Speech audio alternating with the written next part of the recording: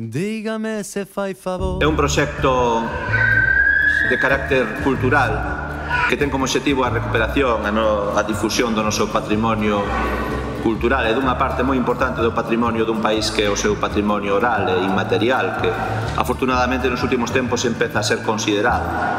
Ademais é un proxecto musical que é unha extraordinaria mostra da riqueza de ritmos, de melodías, de letras, de cancións que ten a nosa cultura musical. Teño que dicir que a segunda parte dun proxecto que xa se iniciou o ano pasado, no 2006, con outro produto anterior que era o Kikiriki, sobre as tradicións tamén musicais do Nadal. Este é o segundo Pelo Gato, esperemos que haxa un terceiro e moitos máis para precisamente dar a coñecer esa riquísima tradición musical e cultural que temos.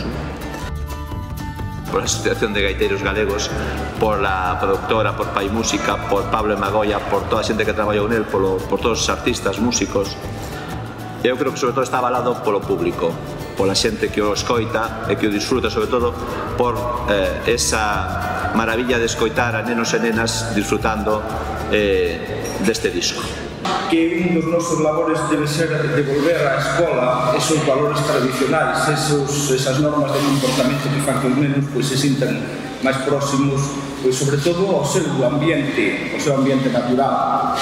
Ben, o Pelo Gato 24 e o Kikiriki son un xeito de achegar aos nenos e un xeito de achegar á escola unha parte desos valores a través da música, primeiro, dese linguaxe das emocións, e despois tamén a través dos xogos tradicionais, neste caso. No caso do Kikiriki, que foi o primeiro traballo que produxemos xa hai 2 anos, era a través dos cantos de Nadal e de todo o que significa a cultura do Nadal. Esta vez tocoulle os xogos tradicionais que entonces, xa digo, simplemente a Asociación de Gaiteiros o que pretendemos é, a través da música, volver de algún xeito a recuperar as partes útiles do noso patrimonio material, as partes útiles pedagóxicamente, e intentar introducilas na escola a través deste tipo de traballos.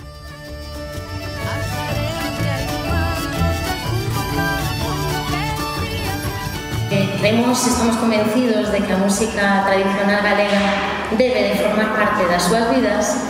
Entón, quisemos mimar absolutamente todos os detalles para que non deixaran de lado este outro xoguete, sino que o usaran todos os días. Cabe destacar, por suposto, a participación de grandes músicos galegos.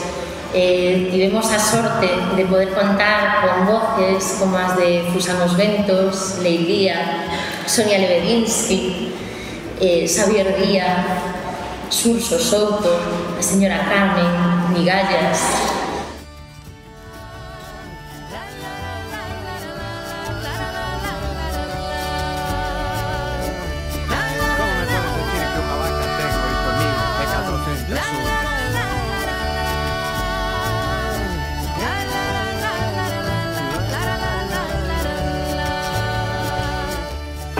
Públicamente queremos agradecerle a todos os rapazas que pasaron polas nosas aulas durante todos estes anos, porque eles inconscientemente teñen moito que ver neste traballo. Eles nos foron marcando, facéndonos saber cales son os gustos e as preferencias musicais que teñen así por norma xeral.